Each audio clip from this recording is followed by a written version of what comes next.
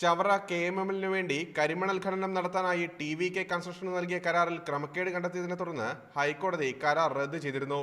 ഈ കരാർ TVKക്ക് നൽകാനായി കമ്പനി ഉദ്യോഗസ്ഥർ വഴിവിട്ട് പ്രവർത്തിച്ചതായും കോടതി കണ്ടെത്തി. കമ്പനിയിലെ MS യൂണിറ്റിലെ ഉദ്യോഗസ്ഥരെയും കോടതി രൂക്ഷമായി വിമർശിച്ചു. ഈ സമയത്ത് MS യൂണിറ്റിന്റെ മേധാവിയായിരുന്നു സുരേഷ് കുമാർ. ഹൈക്കോടതി വിധിക്കെതിരെ അപ്പീലിന് പോകണ്ടെന്ന സർക്കാർ നിർദ്ദേശത്തെ മറികടന്ന് സുപ്രീം കോടതിയിൽ വരെ പോകാൻ കമ്പനി തയ്യാറായി. ഇതിന് ചുക്കാൻ പിടിച്ചത് MS യൂണിറ്റിലെ ഉദ്യോഗസ്ഥരാണെന്ന് ആക്ഷേപമുണ്ടായിരുന്നു.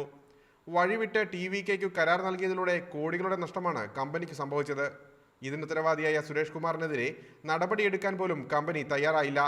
തുടർന്ന് മുഴുവൻ ആനുകൂല്യങ്ങളോടെ ഇയാൾ മാസങ്ങൾക്ക് മുമ്പ് വിരമിച്ചു. ഇതിനുശേഷം ടെക്നിക്കൽ അഡ്വൈസർ തസ്തിക സൃഷ്ടിച്ച് സുരേഷ് കുമാറിനെ നിയമിക്കണമെന്നാവശ്യപ്പെട്ട് KMML MD മൈക്കിൾ വേദ ശിരോമണി വ്യവസായ വകുപ്പിന് കത്തു നൽകി.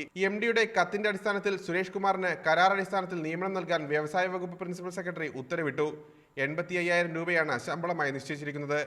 അഴിമതിക്കാരായ ഒരു കൂട്ടം ഉദ്യോഗസ്ഥരും അവിടുത്തെ ട്രേഡ് യൂണിയൻ നേതാക്കളും ചേർന്ന് അദ്ദേഹത്തെ വീണ്ടും അവരോധിച്ചിരിക്കുന്നു. ഇതിനെതിരെ ബഹുമാനപ്പെട്ട കേരള ഹൈക്കോടതി ഉൾപ്പെടെയുള്ള നീതിന്യായ സ്ഥാപനങ്ങളെ സമീപിക്കുവാൻ തീരുമാനിച്ചിരിക്കുകയാണ്.